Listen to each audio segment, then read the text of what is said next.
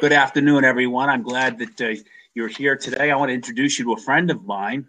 With me today, I have Loretta Cox. Loretta runs the Channel Swimming Academy in Dover, England, in which many of you are probably aware, maybe some of you are not, is the birthplace of channel swimming.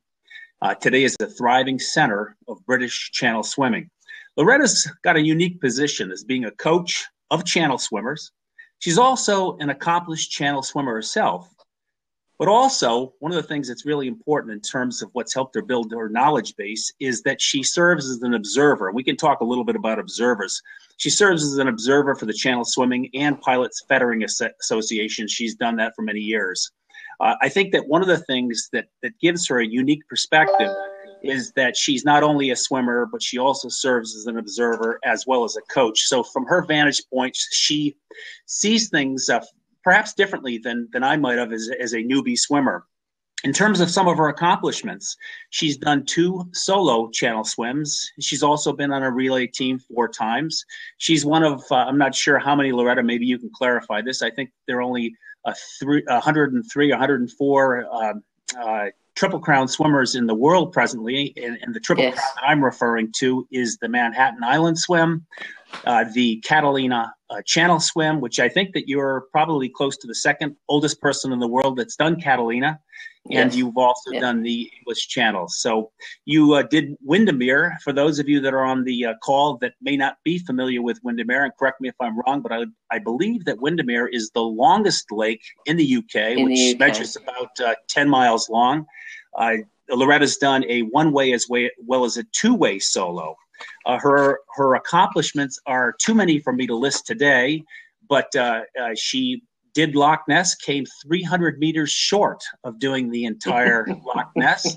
A friend of mine, as it turns out, just did that. Marcy McDonald became the first swimmer from the U.S. that did it in August when I was there.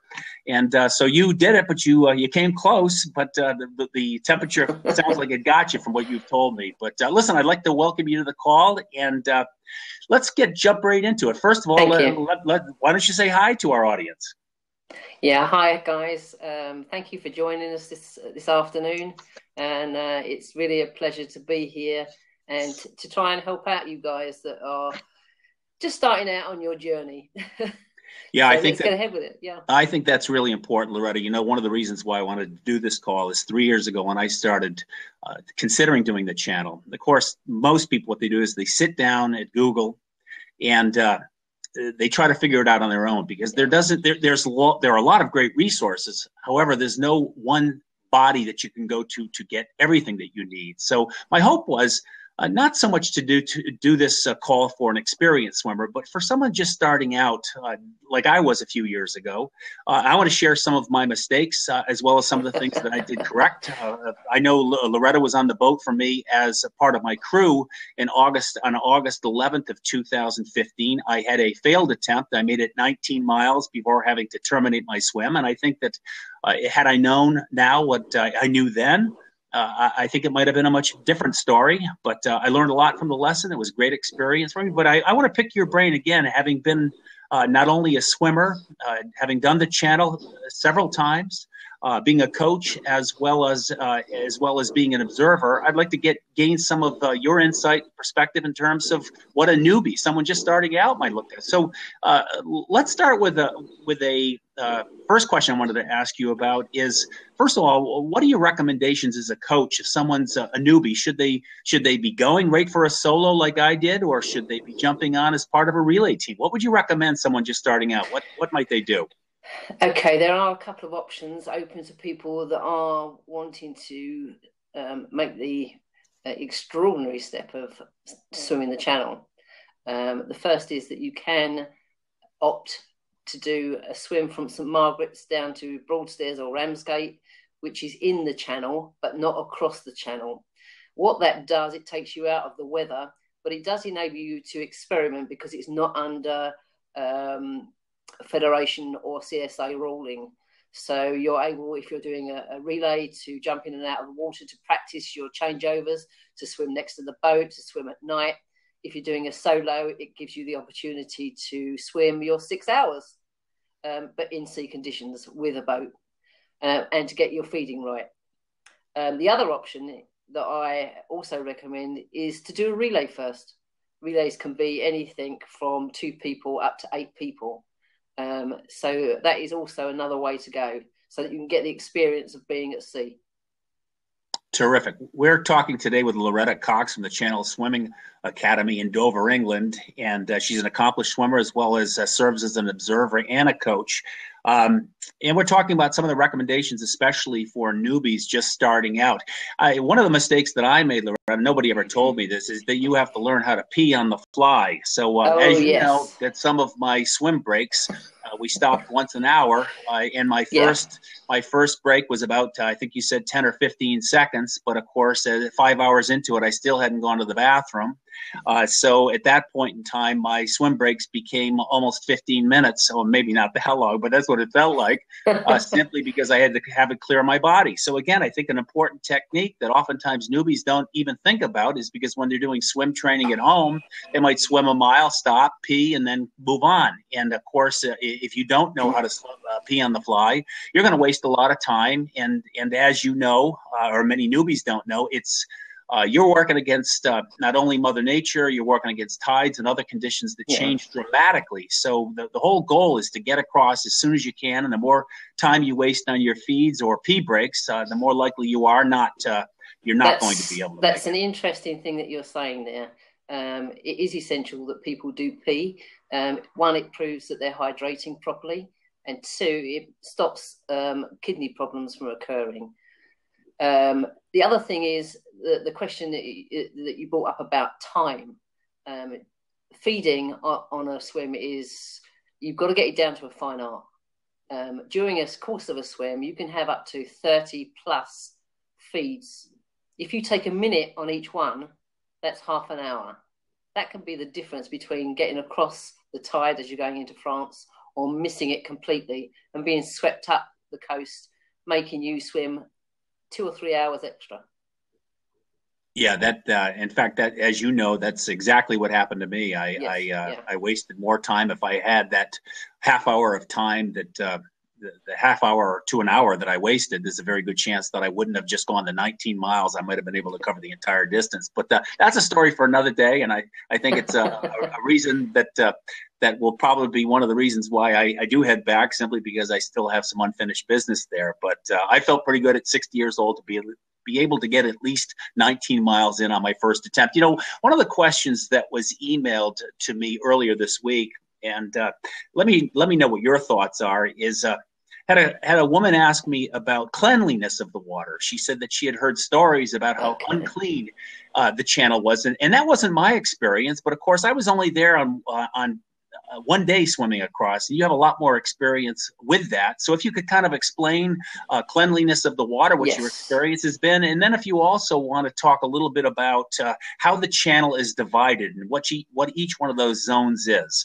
So let's talk about cleanliness and what your experience has been. Okay. People that normally swim at the coast swim within about a 30-meter distance from the shore.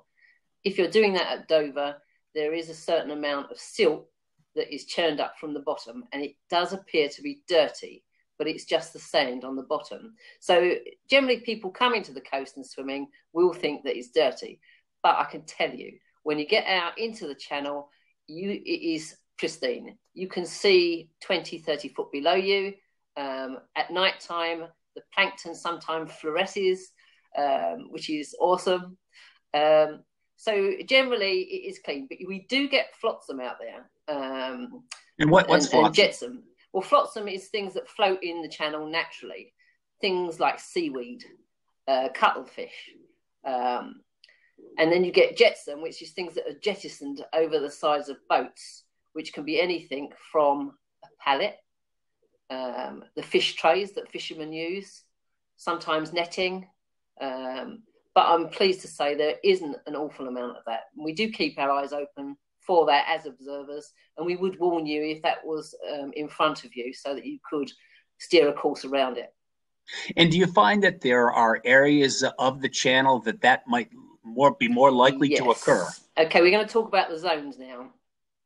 On a crossing, it's like a major highway, and it is one of the busiest shipping lanes in the world. We have container ships, big cargo carriers going up and down the coast. On top of that, you've got ferries that are crossing the ferry lane, and they run about one every half an hour. And that's a 2.5, it's about 1 hour 75, I think, crossing. So you do get quite a few of those in the channel going across the lanes. Now, as a swimmer, you will be swimming through the inshore. So that's a British inshore, which is about 4 or 5 miles. Then you come to the southwest lane. On the southwest lane, you have container ships and large vessels going from left to right. Then you come to the separation zone. The separation zone is roughly about 1 mile across. As it gets to the northern end, it does narrow down to nothing. But it takes about an hour or so of normal standard swimming to cross over that. Then you will come to the northeast lane, which is similar size to the southwest lane. And the traffic there is going from right to left as the swimmer looks at it. And then you come to the inshore. So it's basically divided into 5. Now, in the central part, the separation zone, that's where no vessels are going into that area at all, except for those crossing from England to France, and they do that at a 90-degree angle. Now, for those people that are in that area, there is a portion of that area is called the Varn, which is a big sandbank. It stretches all the way down the coast, or about 4 miles down the coast, and the water there is quite shallow. So if you do happen to cross in front of the Varn lightship, the water at low tide tends to bubble a little bit. So you'll go over an area that is a little bit rougher than normal, but it lasts for about 10 minutes. But most people, as they come out into the shipping lane, into the southwest lane, would be on the tide, and they will go up behind the Varn lightship, which you can identify. It's a ship that's anchored to the bottom on the sandbank. And then they go through the shipping lane. So you'll see ships on either side of you at times.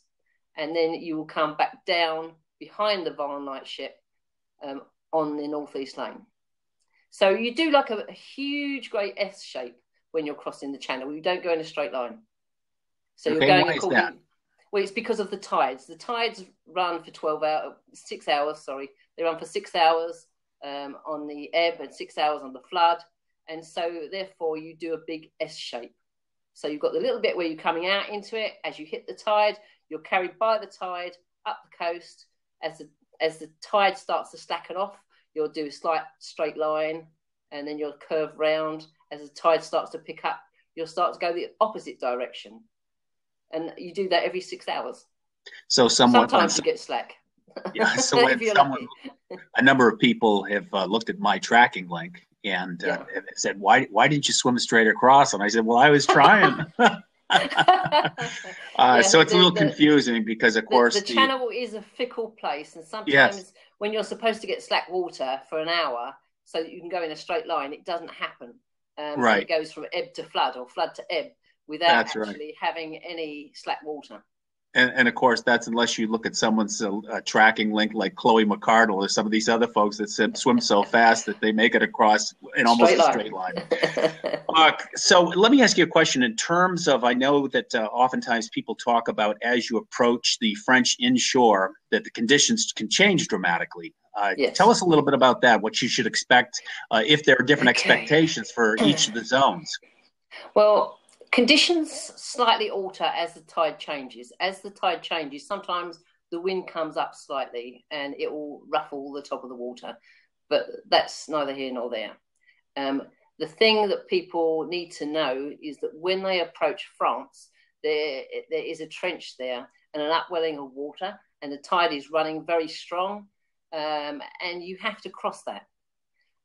So when you are off of the Cap Grenada is the lighthouse that we all aim for. When that comes into view and it's looking pretty close, you need to be swimming like the clappers so that you get across that tide. Don't give up there. Yeah, I could see it. I just couldn't get to it. Yeah, it's not a case of foot off the pedal. It is a case of foot on the pedal. That's right. And go as fast as you can.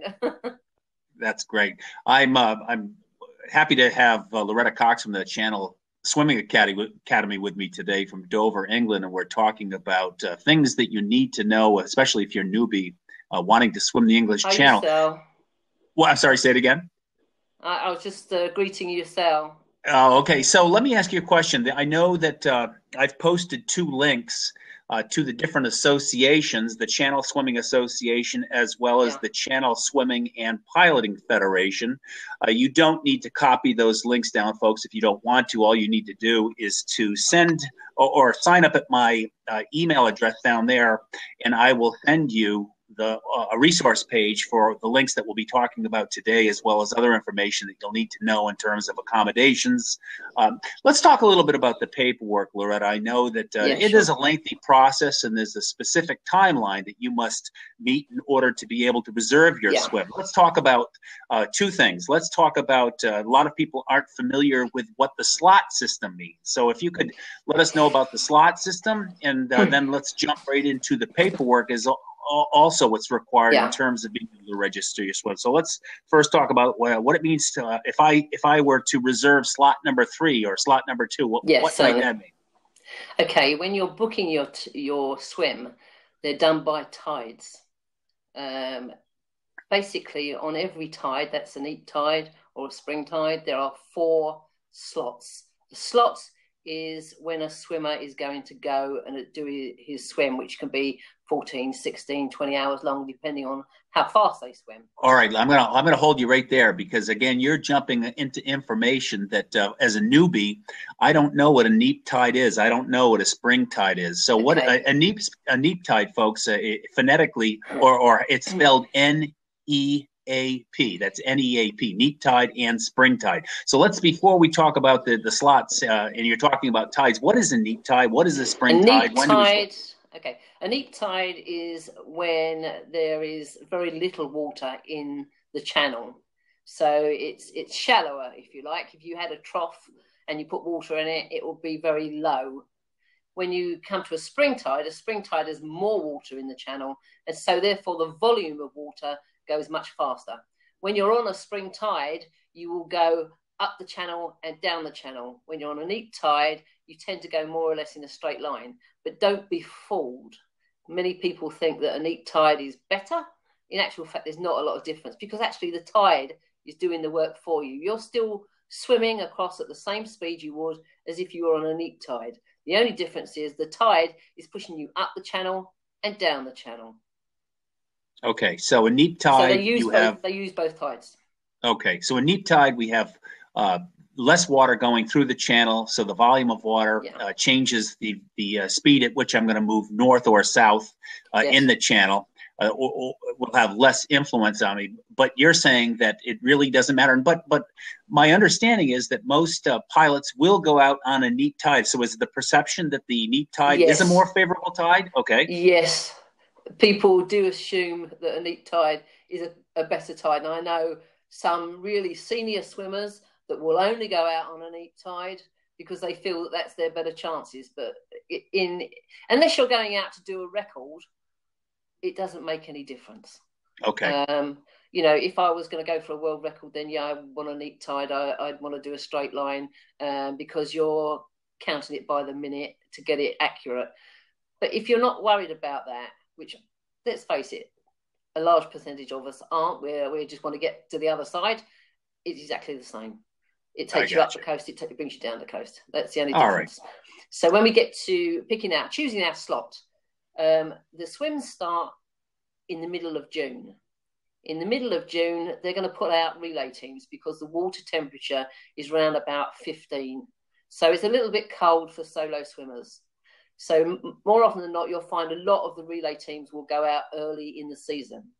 But officially, as a solo swimmer, you could choose to go then if you were a person that likes cold water. Okay, so when you're saying 15, you mean 15 degrees Celsius, which is probably somewhere, 53 degrees Fahrenheit, low 50s, would you guess? I'm not too sure. That's all right. Well, I can do a Yeah. conversion on that. You have to While do you're conversion. talking, I'll do a conversion on that. Yeah, sure. Um, so then you get into July. July can have some very good weather, quite calm and flat conditions. August. August can go one way or the other. For the last 3 years, it's been dire.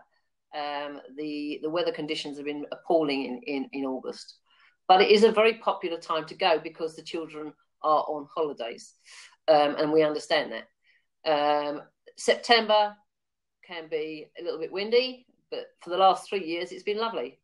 And then we end in October. When you're choosing your slot, there are 4 slots on each tide.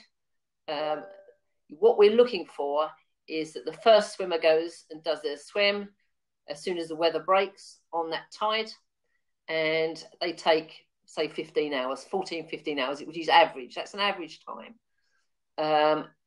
And then they've got 2.5 hours to get back to the UK.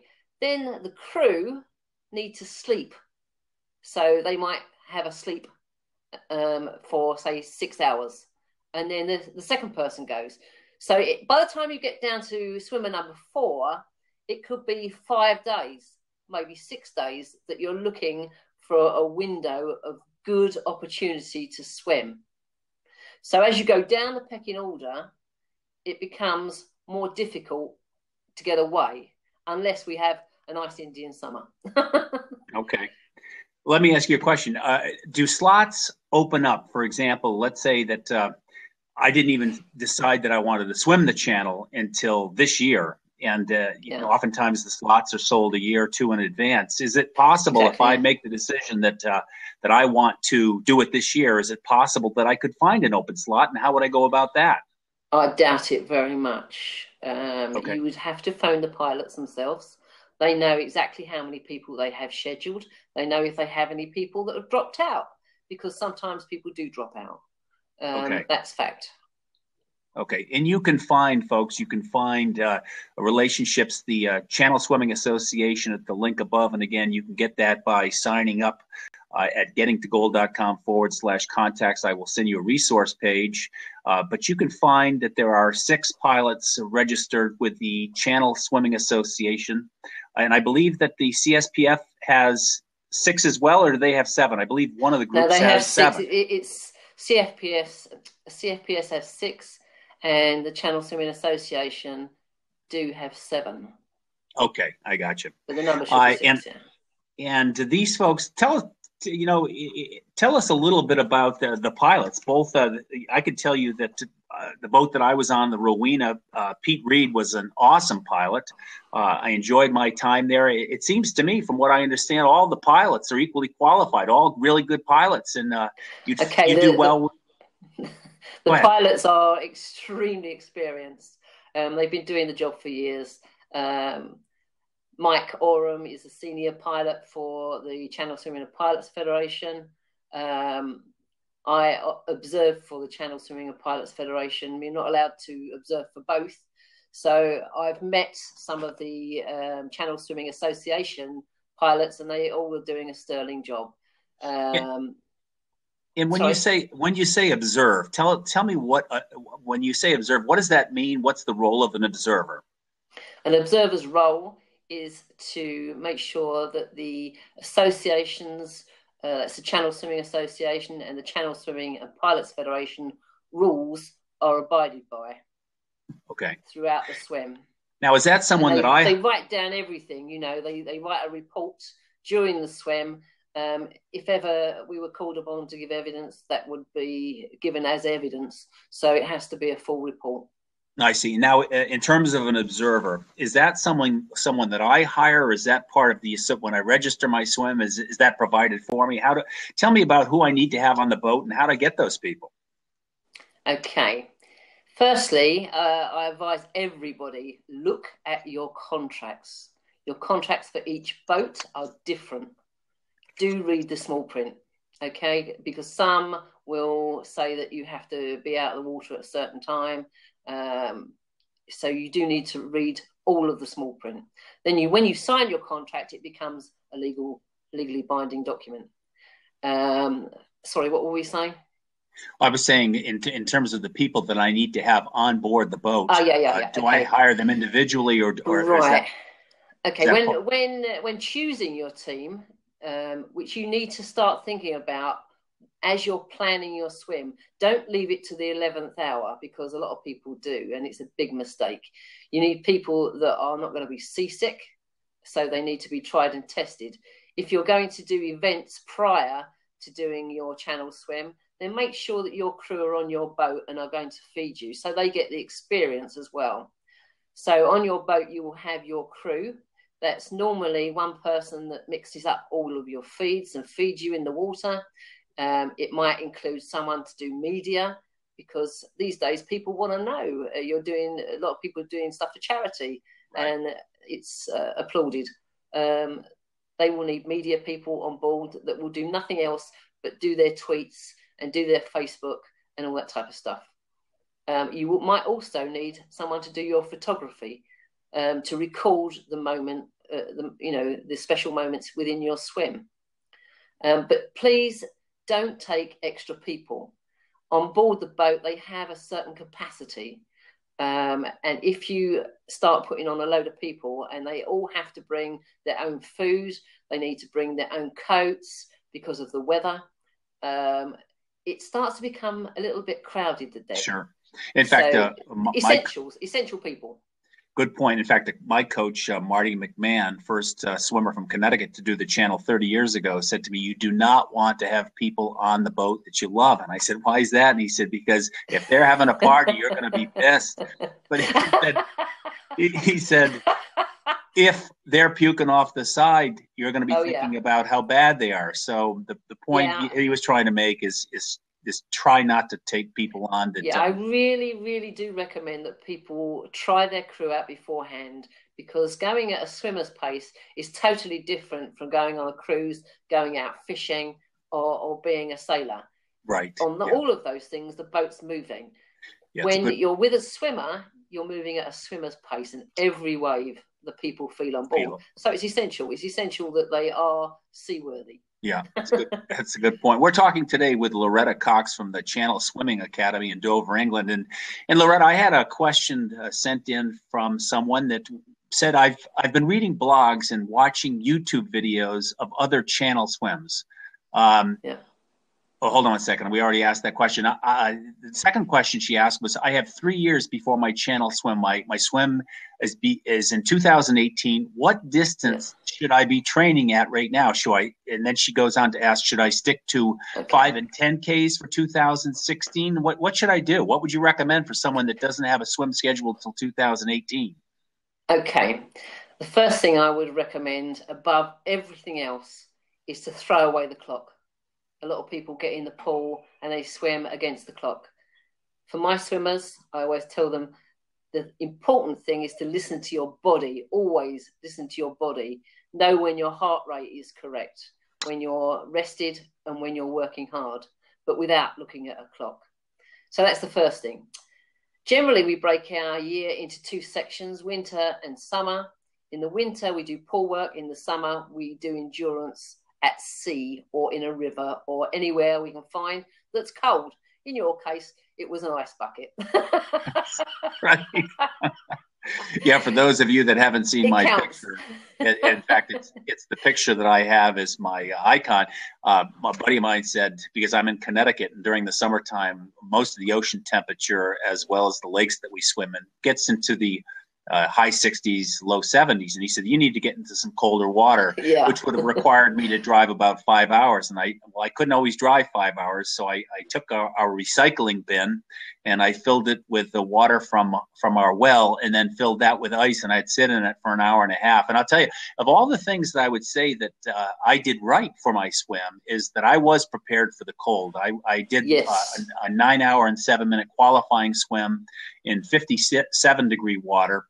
So I was really comfortable in cold water. And when I started out, it was one of my areas of greatest concern. Would my body be able to adapt? And I'm happy to say that that is certainly one of the things that I did right. So, one of the questions I wanted to ask, the Channel Swimming Association, as well as CS and PF, require you to do a 6-hour qualifying swim. Because I wasn't a good swimmer, I felt that I needed to do twice that. So my Yeah, coach said to me, Doug, you're a strong swimmer, but you're not a good swimmer in terms of technique. You have to build your confidence not in speed, but you have to be able to know that you can spend some time out there. So he told me he didn't want me to think of a 6-hour swim as being the max end of my range. He said, I want you to begin swimming, that a 6-hour swim is just basically a workout. So I can tell you that yeah, I probably did 10 swims, 6 hours or greater, one of them being 9, another one 10, and my longest swim was 12 hours. And one of the things that I've heard from a lot of swimmers is that at about hour 5 or hour 6, they report a sense of depression, a sense that I've gone as far as I can yeah. go, and life starts closing in on them. I never sensed that day, and I'm wondering if it's because I did do a 10-hour, 11-hour, and a 12-hour swim. What are your thoughts on that? It's a good point. The qualifying swim is just 6 hours. For a relay swim, it's only 2 hours. And basically, you need to swim well above that for a couple of reasons. The first is that during the course of a swim, you're going to be swimming 14, 16 hours. 6 hours to 14 hours is a massive break. You've got nothing there there's no way that you're tested, and you don't know what to expect during that period of time. So the first thing is that you will experience some barriers, some walls, where your body's converting what you're taking in and converting it over to make heat in your body to keep you going. And it can hurt when you get out to 6 hours. That's the first barrier. And then 10 hours, you do get depressed. A lot of people do get depressed simply because they're going through these barriers and they don't realize what's happening to them. If you've swum there originally, you know exactly what it feels like. You know when you're going through it. You know that it's normal. So that's a really good point. The other thing is for your own peace of mind. I was 58 when I swam Catalina, which is, I was the second oldest person. Okay. So at that time, I'm thinking to myself, I haven't been tried and tested for some time. I need to know in my own mind that I'm capable of doing this swim. And so I went and did a 2-way Windermere just before Catalina, about a month out. And then I tapered off. Okay. So that was a good thing to do. So you do need to go and do some events where you're going to get a tested distance and a qualified time. And you'll actually get something from it. And you'll be amongst a load of social people, which will be fantastic. Right. So it's a great thing to do. We're talking about the psychology of what a swimmer goes through, especially if they've only done a 6-hour swim. I know years ago, the qualifying time used to be a 10-hour swim. And that's part of the reason why I wanted to do a 12-hour boat. So we're talking about the psychology, what somebody's brain goes through. And my coach said to me something that I really benefited from the day of my swim. He said, remember, your crew, it's a long day for them as well. And look for opportunities, not to complain, but look for opportunities to make them feel good. So I took that to heart. And for those of you that don't know, Loretta served on my boat. She was my crew chief, if you will. So every opportunity I had, I gave her a thumbs up from the water. I shouted Yahoo. And every time I shouted Yahoo or thumbs up or gave her a muscle pose as mid-stroke, I would get the same coming back from all of my crew on the boat. They give me smiles and heart signs and thumbs up and muscle poses from the boat. And I got to tell you, from a psychology standpoint, I was trying to make my crew feel better. But what I got for turns, they were making me feel good. I never once, after 13 hours and 20 minutes, I never felt a sense of depression. So I can tell you, folks, that it's a long day out there for everyone. Look for opportunities to make your crew feel good about what you're doing out there. And they, in turn, I'll tell you what, they're going to give it right back to you that'll inspire you and help you stay in the water for a while. Can I just jump in? Doug was the happiest swimmer I've ever had in all of my years of swimming. And it makes a huge difference. As a member of crew, you do want to know that your swimmer's doing okay. But one of the things I've noticed as an observer is that when you start to get depressed, it is a vicious circle. you've almost got to say, what the dickens am I doing? I'm making myself depressed. Stop it. You've got to talk yourself round again, you know. But if you've got this positive attitude to begin with, it won't happen. So it's a good thing, Doug. Well done. Yeah, no, I appreciate that, and I think it may have had something to do with the 6-pack of beer I drank before I started my swim. Yeah, let me ask you a question. I don't think that this is talked about often enough. One of the things that another one of the things that I felt that I did right on my swim is I did plenty of swims that I got into the water at 3 a.m. during the summertime when it was pitch black. Let's talk about night swimming and swimmers on call. A lot of newbies may not know that what hour of the day you're going to go out. Yeah, when you're called for your swim, quite often it's in the small hours or very late at night, and unless you're swimming in the middle of July when you've got the longest days of the year, nearly every swim has a portion of it that will be in the dark. So you do need to actually go and swim at night. It's completely different. Most people, when they first get in, please do it in safe conditions. Make sure that you have other swimmers with you and that you wear night lights. Okay, because that is important, that you can be seen and you are with others. But do go out there and try out swimming at night. At first, it's a little bit creepy, but believe me, after you've been out 2 or 3 times, it's really wonderful. And it is an important part of your swim. Yeah, in fact, not only is it a little creepy the first time you do it, it's a little disorienting as well. And for people that may suffer from seasickness while they swim, you want to test that long before you get there and train. Your body will adapt. I found your body will adapt to a number of things, but you don't want to be trying this stuff for the very first time the day you jump in the channel. The fact is that you may be getting a call. Very good chance you may be getting a call that your pilot says we're leaving at 3 a.m. So you have to be prepared to go 24 hours a day, and it may be in total darkness, or you may be swimming into total darkness when you get to the other side. So the next thing I wanted to talk to you a little bit about is any particular recommendations based on your experience in terms of feeds. I know that I use the Hammer products. I felt comfortable with the Hammer products because I had trained on them. Is there any school of thought in terms of what people are using that you're seeing right now in Dover? Yeah, there are some foods on the market that do tend to be a little bit glutinous. That's the only way I can explain it. One of the common misconceptions that people have is that they're expelling a lot of energy and they need to eat constantly. You don't have to continually down stuff down your neck. If you were, let's put it in a different context. If you were out in the garden and you're doing heavy manual labor, you're turning over some ground, and you did that all day long, would you need to eat every half an hour? You know, it doesn't. Right. You don't. What you would need to do is to take on board some liquids, because it's important that you keep hydrated.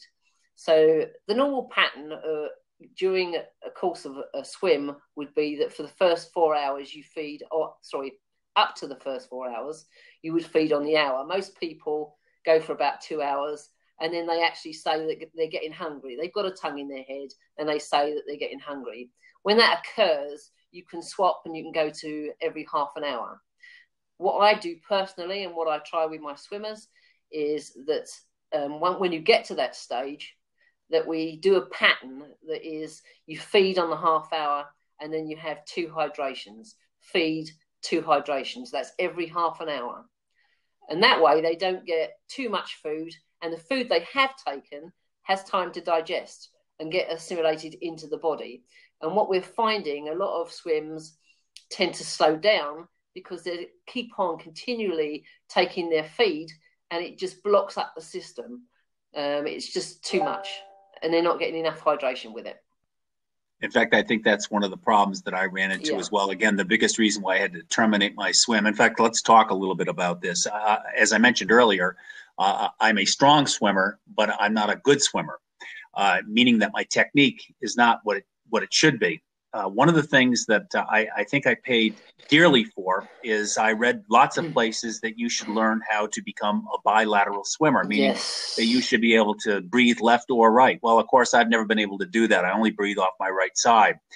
Consequently, the way that your arm comes out of the water on one side is very different than the way your arm comes out of the water on the other side.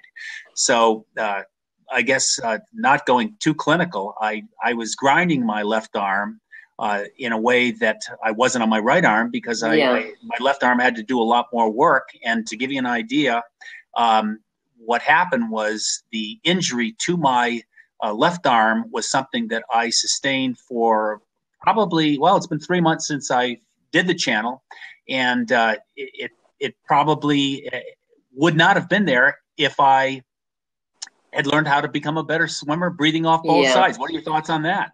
Yeah, it's essential, I think, that people can breathe both sides for more reasons than that. But that is the number one reason, is that during the course of a swim, you'll do 55,000 strokes plus. And if you can actually even out that workload by using and breathing both sides, then the arms are lifted equally both sides. And in your case, Doug, you wore out one shoulder. And when it came to the point where you needed to push going into France, it was so painful that it was impossible. And we do find that quite often. The other reason that you need to learn to swim bilateral is there may be occasion when the weather is really bad. It's blowing from one direction, and that might be the direction you're swimming on. So the skipper might want you to swim around the opposite side of the boat. If that happens and you're only looking to one side, then that's not going to be any use. You need to be able to swim and look both sides. The other reason is that quite often when it's blowing, you do get diesel from the boat. And if that's blowing in your face the whole time of your swim, it's going to make you sick. So that's another reason for changing and going on the opposite side. Yeah, that was definitely one of the mistakes that I made. And if I do go back in 2 years, I promise you I will be a bilateral swimmer. I think it's pretty important. How long typically, what would you say, is there a typical time, length of time it might take, especially a newbie, to be able to make it across if they're that successful? What would you say in terms of time? Length of time that someone should plan on being in the water to make it across? Okay, average swim is 14 to 16 hours. Okay. Faster people go 10, 11, 12 hours. And then you occasionally get someone, maybe because they're slightly older, they might come in 20 plus hours. That brings into another thing that we need to discuss is that there are some new rules coming out. As yet, I don't think that they are public. But I have been told about them, so I shall pass it on to you. Check your contracts. Basically, I was told that if you're not in the separation zone at 9 hours, they have the right to pull you. If you're not in the French inshore, by 15 hours, they could pull you. Okay. Unless, in advance of all that, you've got to finish your swim within 24 hours. If you believe that you're a slower swimmer than that, they're not saying, no, you can't swim the channel. What they're saying is, please let us know, because we need to take on more crew. The French Coast Guard are bringing in new regulations that say that the pilots and the crew must have the ability to firstly sleep, but also that they can only work for a certain number of hours. So they have a limited number of hours that they can actually be up and working. So if that is the case and you go over that time, they need fresh crew. So they need to know in advance that that's going to be the case, that you're a slower swimmer, or you might go over that time. I don't know if there's an extra cost involved. It hasn't been discussed, but it's on some of the contracts. Okay, that's good to know. Interesting. We'll be interested to see an update when that becomes official. Or is it official now? Or is it just speculation? That I don't know. I know a pilot has actually said to me that was going to be the case, and I feel that strongly that is the case. But whether it's across the board or whether it's just for some pilots, I don't know, but you do need to read your contracts. Okay. Let's talk a little bit about gear that a swimmer can wear. The number of people have asked me over the years, can I wear a wetsuit? What do I actually wear out there? Okay. There are rules stipulated by both associations, and if you're outside of those rules, your swim becomes an unofficial swim. That is to say, it won't be recognised by the bodies that take you across, and you won't have an observer on your boat. The differences between the two associations, the CSA, you have to wear Speedos for the men, and for the girls and for the men as well. You cannot wear anything that comes off the shoulder or down the leg. So you can't wear jammers. Gotcha. Okay, and for the girls, they can't wear costumes with arms in. And I tell people, if you've ever seen a 250-pound man in a Speedo, you already know it's not something you want to see twice in your life. But that's what I wore. Yeah, so on the Channel Swimming and Pilots Federation, they do allow jammers. Okay. One of the perceptions that a number of people have is that you grease yourself up with lanolin and Vaseline combination or something you've come up with on your own. The perception is it's to keep you warm. And I can tell you that that's not what it's for. Why don't you tell us a little bit about why you grease up? Okay. And going back to what we was just talking about, you're only allowed one pair of goggles and one cap, which mustn't be neoprene. Right, greasing up. Years ago, they used to cover themselves in grease all over the body, and they believed that it kept the cold out, but it doesn't. In fact, the reason we grease up is because the seawater contains sodium, which is obviously corrosive. If you're turning your arms and you keep on coming past the opening of your costume, it will rub because on all of the openings of your costume, whether it's around the legs, whether it's around the waist, whether it's around the armpits, like for ladies, and around the neckline, all of the openings gather the salt content of the water, and that's where you generally get friction. So it's just purely to stop friction. Yeah, in fact, no benefit at all. I can tell you, I noticed when I started doing 4-hour swims in the swimming pool. I remember one particular day, I couldn't understand why this is when I first started out. I noticed that my chest, towards my right clavicle, somewhere up here, was raw, and I didn't know why. And then I realized that 4 hours, as each time I turned my head, my beard would actually touch my upper shoulder area, and I noticed that it would get raw. Finally, I realized that I needed to shave before any long swim, simply because I'd be bleeding if I was out there for 10 hours with a full beard. So important stuff, small stuff, but it's important stuff. Yeah, they need to do the shoulders. Yeah, and I can tell you this is another thing that. It's oftentimes not talked about. I think it needs to be talked about. I remember the first time I did a 5 or 6 hour ocean swim, the salt between my male parts down below chafed so much. I'm serious. It was hard. So all the guys that I had been swimming with were all very experienced swimmers. And I asked them, I said, man, I feel torn up down there. And they said, well, how much lanolin and Vaseline did you put down there? And I said, I didn't put any. And they said, yeah, but also for females. You idiot! You're supposed to put some between nipple area. The same thing. Yeah. So I'll tell you that salt water, and I noticed that the salt concentration in the channel was very different than where I swim in Long Island Sound. The salt content is much higher, and that salt is so abrasive that if you don't have the proper mixture, and you define what that might be, then you will pay for that dearly.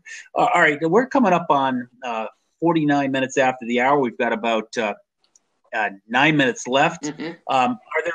What else do you want to talk about, Loretta? Oftentimes people ask in terms of on my solo swim, are there other solo swimmers with my boat? Am I the only solo swimmer on that boat? You're the only solo swimmer with the boat. If you're on a relay, then there's one person in the water at any given time, except when they're doing a changeover. The other thing that I would want to talk about is the actual feeding Many people have various ways of feeding. The best system I've ever seen of people feeding in the water was this year by a guy that was attempting to do a world record. He had a rigid fixed pole, pretty much the same as you'd have when you're doing a selfie. It was like a selfie stick. It actually was like a telescopic, and they placed it right down next to the water, next to the swimmer. And so he was able to swim up to the stick. It had his bottle in it at the bottom, and he just looked at it, timed it, and when the time was right, he leant over and grabbed it, turned onto his back, still kicking, and using his free arm to keep himself moving, swallowed it and went off. Now, if you're having a feed that is 10, 15, 20 seconds long, that's great. That means if you're taking 20 seconds, for everybody that takes a minute, you've got 3 feeds that you could have in that time, and you haven't stopped at all. You see, this is the difference. So I tell you guys, try and practice with a canoe, or if you go on one of the boats that go along from St Margaret's along the coast, if you choose to do that for your 6-hour qualifier, then practice taking your feed from a fixed position and turning on your back. Take no more than about 15, 20 seconds and immediately turn back over and swim. And it really saves you a lot of time. It's all about efficiency and time in the water. And the other thing is, where possible, take everything in liquid form, because having something liquid means that you can take it much faster. So if you're taking pieces of chocolate, for instance, if you melt the chocolate in 100 mils of water, it then becomes liquid format, much quicker to take. It saves you chewing it and trying to digest it. Whatever it is, if it's peaches, then mush them up, put a little bit of liquid with them so that it's in a liquid format, and it's so much easier to take. And peaches, by the way, are fabulous for soothing your mouth when you've been swimming for hours at sea. They really are wonderful. It's like heaven. Coat your throat. I remember you telling me that was a big part of your Catalina success. Yes. In terms of chewing something, I can tell you, having done countless cold water swims, if you spend time in cold water, after an hour or two, your jaw does not behave the way that it does in warm water. I'm serious. I tried on a cold water swim one time, chewing a Cliff Bar or a Power Bar. I don't remember which one it was. I couldn't do it because I had my good jaw going like that, and I couldn't do it. So I realized that when I got to the channel that anything that required me to chew was going to be out. It was going to be liquid feeds only. Here's another thing that I didn't do that I wish that I had practiced a little bit more, because I did do it on the day of my channel swim, but it didn't really. I don't think it was something that really hurt me that I didn't prepare for it, but I wish that I had. In other words, let's talk about warm feeds versus cold feeds. Yeah, when you're swimming in the English Channel, it is a lot colder than many of the waters around the globe. Therefore, you do need to take warm feeds. I've only ever seen one guy that took cold feeds. That was Cyril Baldock, and he was the oldest man to swim the channel, but he actually took cold feeds. But I would strongly recommend take a warm feed. It doesn't have to be baking hot so you can't take it, but literally so that you can just take it down. That will be beneficial because it will warm up your core. So I noticed. I definitely noticed, especially as I got deeper into my swim in terms of length of time out there. Those warm feeds were something I really look forward to. Now, let me ask you a question. I know that there are, again, the two associations. The combination between the number of boats in both associations are a total of 13 certified pilots to be able to escort. And I know that there are 2 harbors that the boats go out of. One is Folkestone, as well as the second one being Dover. Yeah. I believe that there are only 3 boats that go out of Dover. I'm sorry, 3 boats that go out of Folkestone, and I believe the remainder of the go to Dover. So again, I think only 3, maybe 4 go out of Folkestone, and the balance of them go. And what are your thoughts on that? Any advantage, disadvantage, any difference? What are your thoughts? There are advantages from going from Dover. That is that the tide's there all the time. So when you come to Dover, you just walk down the slipway, get on your boat. That's it, end of story. You don't have to wait for anything. You just get on and start stowing your stuff. What Loretta's referring to is that when she said the tide's always there, I walked out of, I was supposed to meet my boat at 5 a.m. I walked out of my hotel room right there in Folkestone, and my boat was sitting in the flats. It was completely, it wasn't low tide. The tide was coming in, but there was no water in the harbor, which dictates when the boat can leave the harbor. As it turned out, there were 9 solo swimmers on the water that day. We didn't get to Samphar Ho until much later than most of the boats, simply because my boat couldn't get out of the harbor. And as it turned out, we were the second to last of the 9 boats that left. There was one woman that left 2 minutes after we did, but we were one of the last boats. And I wonder, Loretta, if we had gotten out there earlier, I wonder if that would have had any difference in terms of timing the tide for me. What are your thoughts on that? You were there that day. Yeah, I still or? believe that obviously your shoulder would have played up, because that's fact. The tide would have been there. You would have been at the tide and probably got some slack water. But again, there's many things that come into play, such as your feeding time, lots and lots of different things. And you can never say when the tide is going to turn. Although we say it's every 6 hours, and you get slack water for an hour, as I've already said, you don't always get slack water. You could actually be at that position by the cap, and you're waiting for the slack water, and then all of a sudden it turns and goes the opposite direction. You don't get any slack. So you're in the lap of the gods to a certain extent, but there are definite advantages to starting at Dover. Yeah.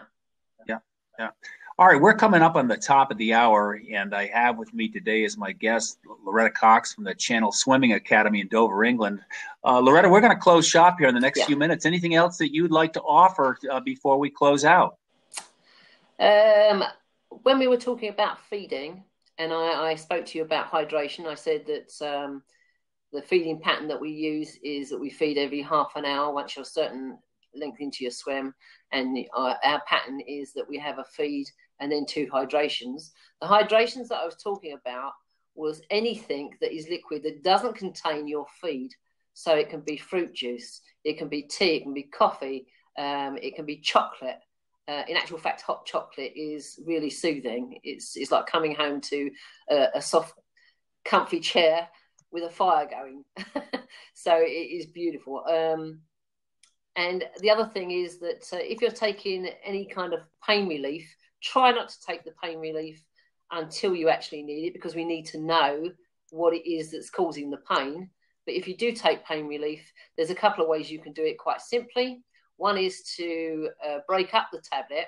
That's to say, open the capsule and put the contents into your feed bowl. And that way you ensure that your swimmer gets to take it. The other way is to break off a small piece of banana, if your swimmer likes banana, and place the capsule or the tablet inside the actual banana, and then tell them that their medication is in the banana and they need to take it and swallow it. Terrific. That's excellent advice. Loretta, I'd like to thank you for being my guest today. And let me ask you one last question. If someone wants to get in touch with you and learn more about the Channel Swimming Academy in Dover, what's the best way to reach them? Is that something you can share with us right now, or is it something you want to write in the message area? No, I can tell you now. I'm on Facebook under Loretta Cox. I have a Facebook webpage, which is www.facebook.com/Channel Swimming Academy. Or you can telephone me, 0741 200 54. Hold on, you're going a little too fast. I'm going to write that down. 07. Go ahead. 0741 200 5430. And if you're outside of the UK, you take off the 1 and put a prefix of 44. All right, take a look at that and make sure that I said that, wrote that correctly down below. That's correct. All right, terrific. But the code for the UK is 44. 44. That would be the first two digits before. And then you take off terrific. the 0, yeah. Well, Loretta, it was great catching up with you. Thank You're you so welcome. much for this excellent advice. If you'd like me to interview you about your English Channel tips, please email me at dc@gettingtogold.com. I look forward to working with channel swimmers and hopefully helping you get some information a little more easily accessible and to ask questions so I can bring other experts like Loretta today. So, Loretta, thank you so much. You're welcome. And best to you, and I look forward to talking to you real soon. Yeah. Thank you, everyone, for joining the call. Thank you.